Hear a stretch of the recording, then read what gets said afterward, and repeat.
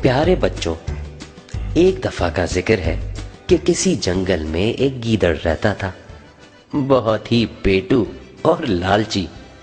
درختوں سے جتنے پھل گرتے فوراً ہی چٹ کر جاتا، پھر بھی اس کی نیت نہیں بھرتی تھی اور وہ پھلوں سے بھری ڈالیوں کو حسرت سے دیکھتا رہتا تھا۔ ایک دن وہ ایک آم کے درخت کے نیچے پہنچا، جہاں زمین پر بہت سے آم گرے ہوئے تھے اور آموں سے بھری ہوئی شاخیں بوجھ سے جیسے ٹوٹی جا رہی تھی۔ اتنے سارے آم دیکھ کر گیدڑ بہت خوش ہوا اور دیکھتے ہی دیکھتے زمین پر بکھرے ہوئے تمام آم چٹ کر گیا، لیکن پیٹ بھرنے کے باوجود اس کی نیت نہیں بھری۔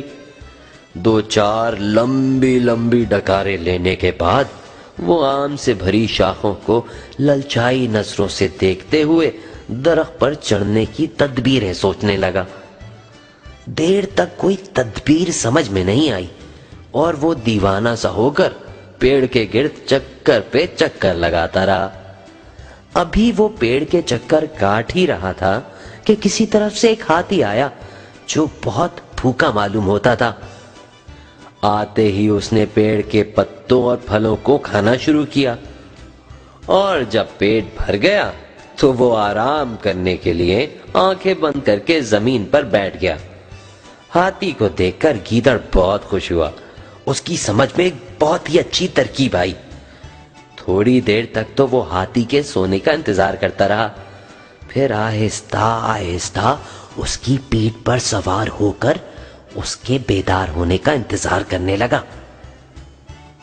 تھوڑی دیر آرام کے بعد ہاتھی جانے کے لیے کھڑا ہو گیا۔ اس کے جانے سے پہلے ہی گیدڑ ایک شاخ پکڑ کے پیڑ پر چڑھ گیا۔ اپنے چاروں طرف بے شمار ہرے پیلے لال آم دیکھ کر وہ خوشی سے دیوانہ ہو گیا۔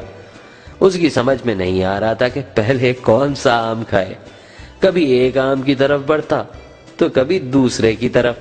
کافی دیر تک یہی کیفیت رہی اور وہ ایک آم بھی کھا نہ سکا۔ پھر اچانک ہی اس پر جنون سا طاری ہو گیا اور وہ اندھا دھند آم کھانے لگا۔ ایک شاخ کے صاف ہوتے ہی وہ دوسری پر پہنچ جاتا، یہاں تک کہ اس کا پیٹ پھٹنے لگا، لیکن ابھی بہت سارے آم باقی تھے اور اس کی نیت سیر نہیں ہوئی تھی۔ وہ پیڑ کے تمام آم کھا جانا چاہتا تھا، لیکن پیٹ میں گنجائش نہیں تھی۔ وہ پریشان ہو گیا اور تمام آم کھانے کی تدبیر سوچنے لگا۔ پھر ایک تدبیر اس کی سمجھ میں آ گئی۔ وہ ایک شاخ پر جا کر آم نیچے گرانے لگا، یہاں تک کہ تمام آم نیچے گر گئے۔ گیدڑ بہت خوش ہوا، اب تمام آم اس کے تھے۔ آم گرانے کے بعد اس نے اترنے کے لیے نیچے دیکھا، لیکن ہاتھی وہ تو کب کا جا چکا تھا۔ اب اسے اپنی غلطی کا شدت سے احساس ہوا۔